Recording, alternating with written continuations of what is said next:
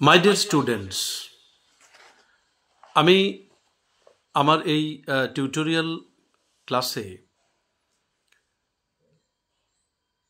Specially যারা West Bengal board of secondary এডুকেশনের আন্ডারে বিভিন্ন ক্লাসে পড়ছো, বাংলা মাধ্যম কিংবা ইংরেজি মাধ্যম, স্পেশালি যারা বেঙ্গলি মিডিয়ামের স্টুডেন্টস,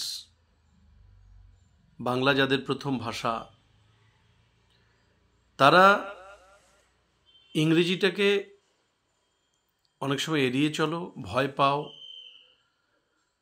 এবং তার ফলে পরীক্ষায় কম নম্বর পাও, আর এর ফলে আরও ভীতিটা বেড়ে যায় যে আমি তো একেবারেই পারি না ইংরেজি।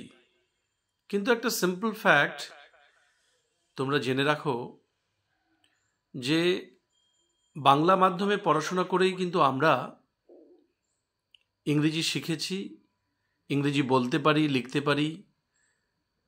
এটা সম্ভব হয়েছে কন্টিনিউয়াস এফোর্ট, কন্টিনিউয়াস অনুশীলনের দ্বারা।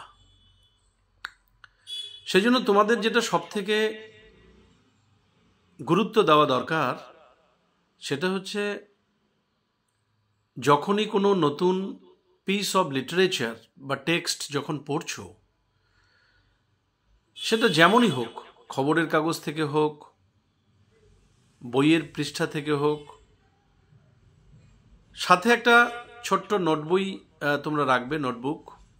সেখানে নতুন নতুন যে শব্দগুলো পাচ্ছ সেগুলো তোমরা নোট ডাউন করবে।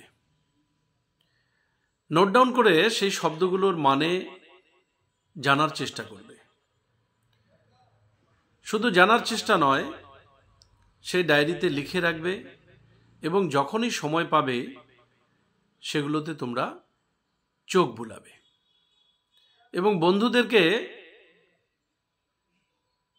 বলবে যে আমি এটা বন্ধ করে রেখে দিয়েছি, তুমি আমাকে এই এই ওয়ার্ডগুলো এখানে বাঁদিকে লেখা রয়েছে সেগুলো আমাকে জিজ্ঞাসা করো।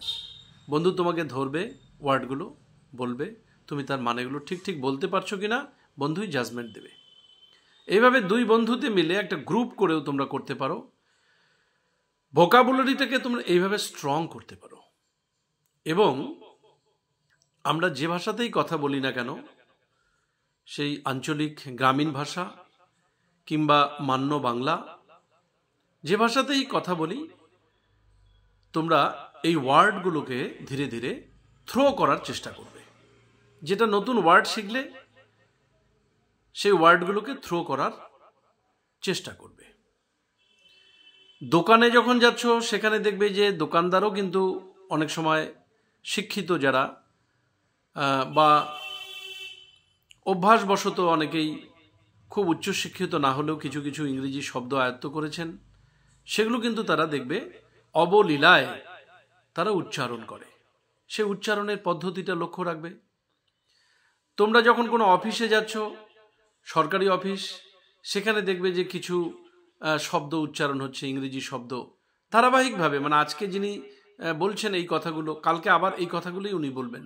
বিভিন্ন মানুষ এই কথাগুলো শুনছে যে এটা রিসিভ সেকশন, এখানে অ্যাপ্লিকেশান রিসিভ করা হয়, ওখানে আমাদের মনিটরিং সেল আছে, ওখানে আমাদের কাউন্সেলিং ডিপার্টমেন্ট আছে, মানে বিভিন্ন রকম কথাগুলো তুমি জানতে পারবে। এই কথাগুলো জানার আগ্রহ তোমার তৈরি হতে হবে এবং কাউকে জিজ্ঞাসা করে মানেগুলো তোমাকে শিখে নিতে হবে। এই যে তোমার জানার আগ্রহ, এই আগ্রহটাই তোমাকে ধীরে ধীরে দক্ষ করে তুলবে। তা আমি এই ভোকাবুলারি ইনক্রিজ করার বা ডেভেলপ করার এই পদ্ধতি